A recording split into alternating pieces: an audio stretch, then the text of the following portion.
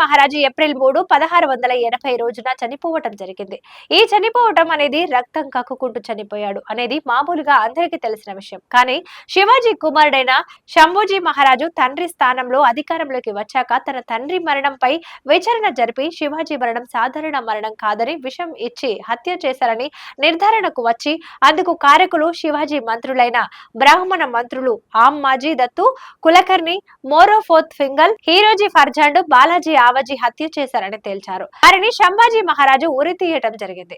అయితే బ్రాహ్మణ మంత్రులను ఉరి తీయటంతో పగ పెంచుకున్న బ్రాహ్మణులు కుట్ర పన్ని ఔరంగజేబుతో ఒప్పందం చేసుకుని శంభాజీ మహారాజు చెరపట్టించి ఔరంగజేబు సైన్యాధికారి మకరం ఖాన్ కి కొంకన్ ప్రాంతంలో సంగమేశ్వర్ దగ్గర శంభాజీ మహారాజు ఉన్న సమాచారాన్ని చెరవేసి 1689 మార్చి 11న మాటు వేసి ప్రాణాలతో పట్టుకొని ఆయనను చిత్రవద చేసి ప్రాణంతో ఉండగానే చర్మం వలసి కనుగుడ్లు పీకి తల మొండెం వేరు చేసి మొండెంను భీమా నదిలో వేసి తలను కర్రకు గుచ్చి వీధి వీధుల గుండా తిప్పి బ్రాహ్మణులు విజయోత్సవాలు జరుపుకున్నారు. తర్వాత ఔరంగజేబ్ సహకారంతో మరాఠా రాజ్యాన్ని తన ఆధీనంలోకి తెచ్చుకున్నారు విశ్వ బ్రాహ్మణులు. శంభోజీ మహారాజు హత్య చేసిన రోజును పండగగా పర్వదినంగా జరుపుకుంటున్నారు.